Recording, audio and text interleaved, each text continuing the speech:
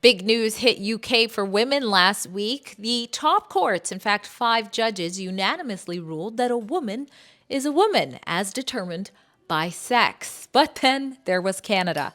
But in British Columbia, there's Kelowna Lake Country Coldstream MLA Tara Armstrong, who, following that news, was brave enough to ask the BC Socialist NDP government, run by David Eby, whether or not it's time to acknowledge women for who they are by their sex. We have to be very cautious and very careful about this. Children can't buy a beer or drive a car or get a tattoo, but yet we're allowing them to make life-altering decisions. I just, from my personal perspective, Drea, I won't rest until this gender ideology is fully removed from our classrooms and until our laws once again ban men from women's private spaces. I think it's absolutely essential. Now, you're not going to want to miss this exchange. I figure a lot of you haven't seen it. She also talks about the harms that can come to children through so-called gender care. I'm Drea Humphrey with Rebel News, and here is MLA Armstrong. The UK's top court just issued a historic ruling to keep men out of women's bathrooms, change rooms, and prisons. All it had to do was acknowledge the biological reality that a man is not a woman. Mr. Speaker, can the Premier prove his own grip on reality here for us all today by answering the same basic question? What is a woman? Attorney General. Thank you, Mr. Speaker. I find myself once again rising to respond to a question that I wish I didn't have to respond to. I want to send a message to all queer, trans, and two-spirit people in this province that we stand with you and we see you. And we on this side of the House are going to fight for an inclusive society for all people. For all people. We're going to make sure that our laws and all of our policies respect and stand up for the rights of all people. We're going to keep doing that work in this House, and I hope that we would have a majority of this House on side with that work. And once again, I just want to I want to say that I am really sorry that we're facing the type of politics that's pitting communities against each other, that's creating division and fear in this province, and I strongly condemn that type of politics here in this House, and I think we all need to.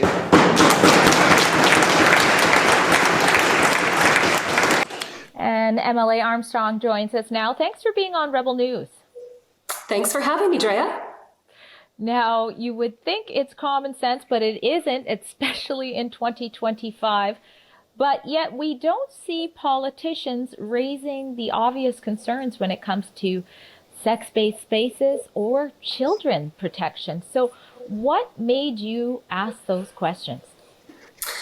Well, for me personally, this was a question I had to ask. I campaigned heavily on this idea that these very questionable issues would be brought up in the Parliament, in the Legislative Assembly, and I just feel an absolute obligation to my constituents and really to the people of British Columbia to speak about issues that matter to them. I'll also just further expand on that by saying that recently I've had dozens and dozens of postcards arrive at my office at the Legislative Assembly, really focusing on this issue, especially with the children, and asking me to take a stand and asking me to stand up for our children. And I feel a very large obligation to do that, Drea. Well, I know as a reporter, there have been many citizens who let us know they're reaching out for officials for help in these types of situations, parental rights concerns and beyond. I want to throw to the response that Nikki Sharma, the Attorney General, gave in response for Eby. Attorney General. Thank you, Mr. Speaker. There can be no simple yes or no to the type of hate that was just raised in this House right now.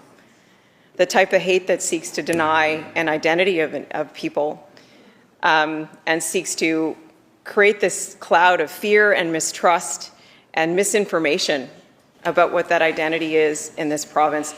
Again, I condemn it, Mr. Speaker, and I hope the whole House would stand in condemning that. To trans people in this province, we see you, we support you, we will fight for your equality, and we'll fight for safe places for you to show up across this province. Thank you, Mr. Now, she labeled that hate. What do you make of that accusation?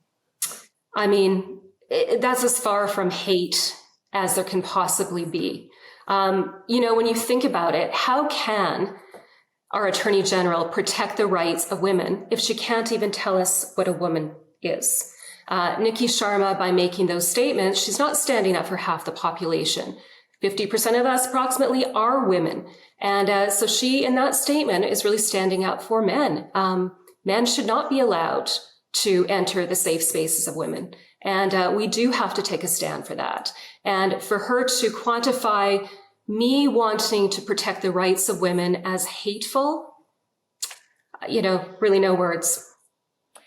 Yes, and I know that there is this narrative going around that, hey, this isn't really a BC issue. You already spoke about your constituents reaching out, but just throwing some examples on the screen. In British Columbia, for example, the Summer Games, the Summer Open Games last summer was 2 males, 1 female powerlifting medals there. That's not the first time we've seen stuff like this.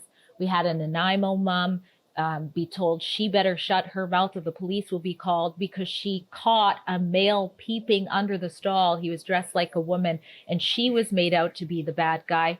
In Abbotsford, another atrocious example, we have a male, a baby rapist. Sometimes I can't even say this. We might have had to even bleep out what I just said, right, depending on what platform you're watching this. Self-identify as a trans woman into a women's prison that has a maternity section there. I mean, this is outrageous stuff.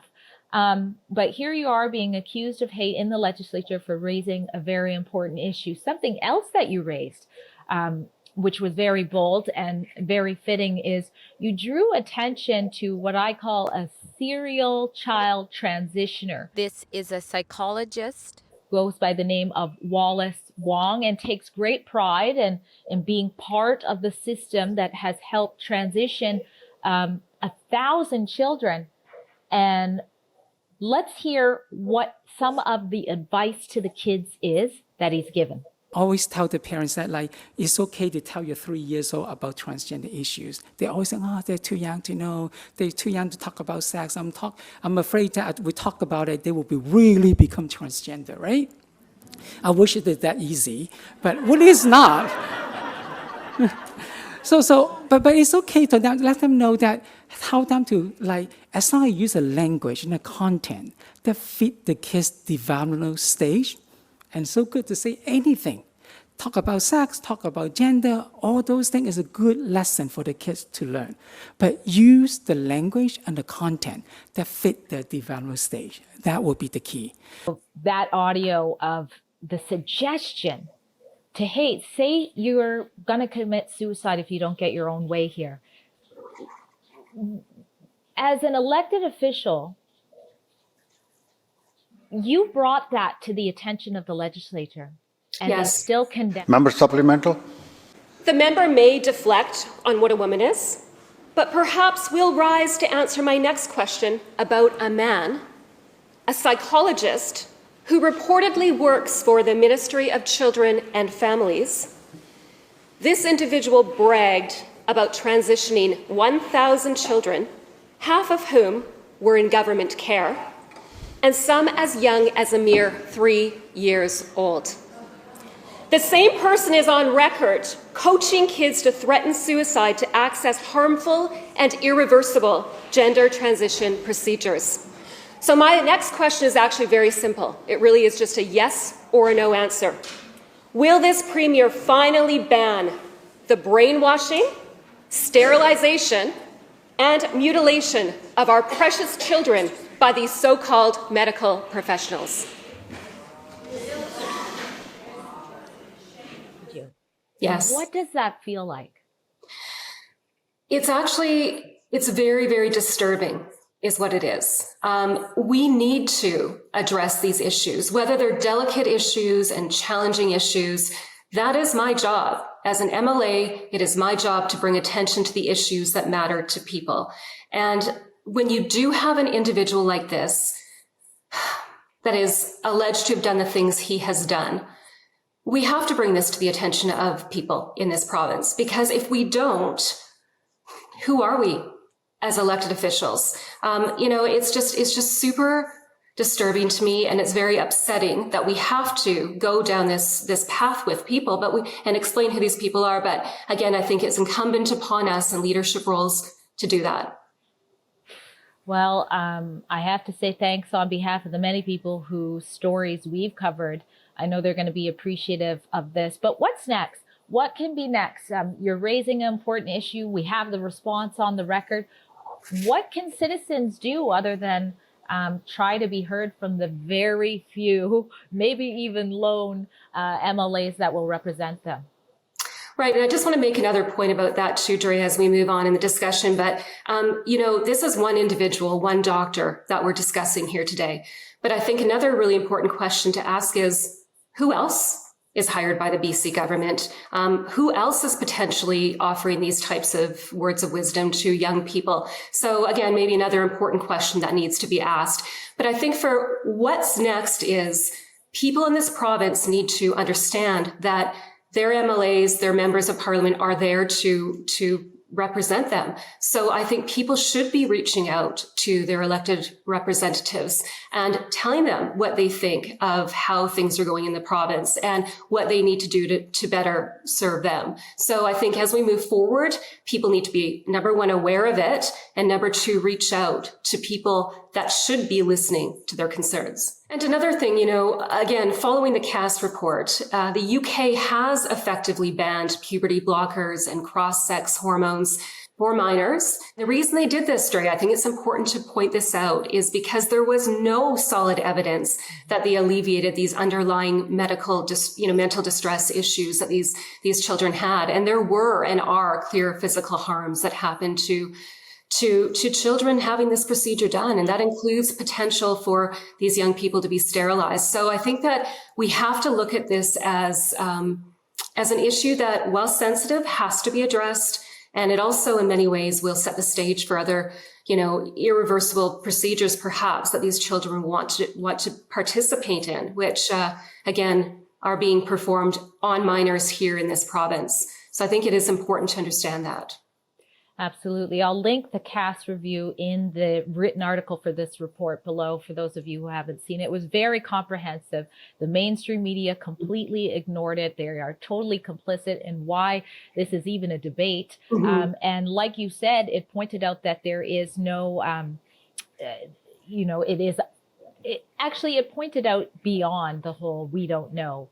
It pointed out that there are harms, and that the medical professionals that are doing this so-called gender medicine, so-called gender care, are actually talking amongst themselves about how kids cannot go ahead and consent to these things, that they can't comprehend what's happening, and that many of them are struggling with mental health issues that, of course, need to be addressed before they can make life-altering decisions. Absolutely. And, we have to remember, I have every intention of being compassionate to everybody. I accept everybody for who they are. These are children we're talking about. And so until you're of a legal age to make a decision that is permanent, we have to be very cautious and very careful about this. Children can't buy a beer or drive a car or get a tattoo, but yet we're allowing them to make life-altering decisions. I just, from my personal perspective, Drea, I won't rest until this gender ideology is fully removed from our classrooms and until our laws once again ban men from women's private spaces. I think it's absolutely essential. I think sometimes we forget that the majority of places in the world haven't forgotten what a woman is. But as we see the United States and the UK remember again what it is, perhaps we are making progress. Thank you so much for sharing this important information on Rebel News. Thanks, Drea. The story, even when that story is simple biology. If you want to know more about how radical gender ideology is affecting children of today, go to our special website called Stop Classroom grooming.com. And if you feel led to do so, please donate what you can to support our journalism while you're there.